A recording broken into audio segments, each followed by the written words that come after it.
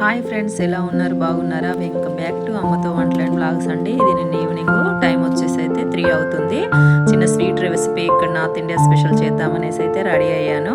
దానికి ముందే మనం పొయ్యి వెలిగిస్తే నేను పని చేసుకునే లోపు అంతా రెడీ చేసుకుని 10 అవుతుంది కదా అనేసి అయితే ముందైతే పొయ్యి అయితే వెలిగించేస్తున్నాను. ఇదైతే క్యారెట్ హల్వా, గాజర్ హల్వా ఆల్రెడీ మీకు అర్థమైపోయింది నేను ఏం ప్రిపేర్ చేస్తున్నాను. ఈ సీజన్లో ఇక్కడ మాత్రం చాలామంది క్యారెట్ హల్వానే చేసుకుంటారు. ఇక్కడ స్టైల్ ఇలా చేస్తారో చేసి చూపిస్తున్నాను.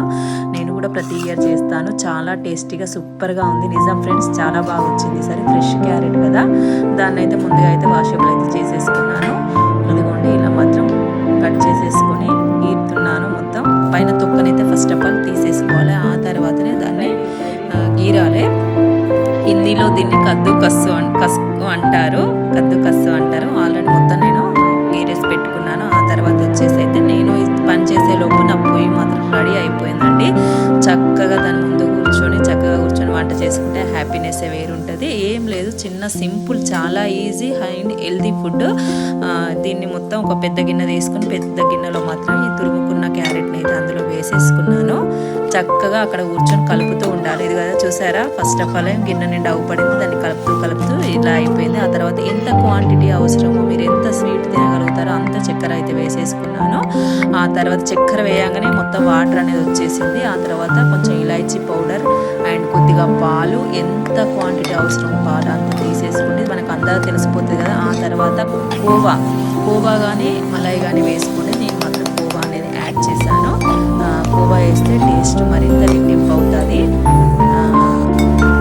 వేసుకొని కలుపుకోవాలండి. కొంచెం అడుగంటినట్టు ఉంటుంది. అయిపోయింది, అంతే. పక్కన దింపేసుకున్నాను. ఆ తర్వాత మాత్రం కొంచెం జీడిపప్పు, బాదం పప్పు వేసుకోవాలి. కానీ నా దగ్గర బాదం పప్పులు తీసివేసాను, జీడిపప్పు అయితే వేసేసాను. ఆ తర్వాత ఏముంది, డిన్నర్లోకి వచ్చేసి అయితే మ్యాక్సిమం చపాతి, నేను ఉల్లిగడ్డ కూర అనేది అయితే ప్రిపేర్ చేస్తాను. అదైతే తింటున్నాము. మా వాళ్ళకి వేరే కర్రీ ఉందిలేండి. ఇది ఈరోజు మార్నింగ్, నెక్స్ట్ డే మార్నింగ్.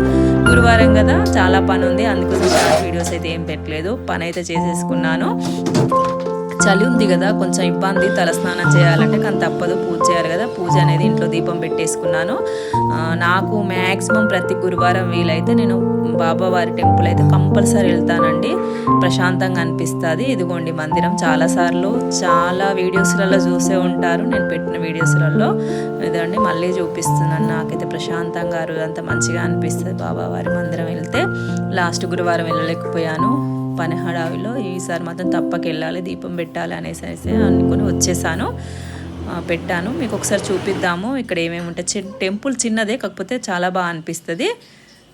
ఇదండి, వచ్చాక మాత్రం పారాయణం అయితే చేసుకున్నాను సాయిబాబా వారిది. ఓకేనా? నా వ్లాగ్స్ కనుక మీకు నచ్చినట్టయితే please subscribe, like and share చేయండి. Okay, bye bye.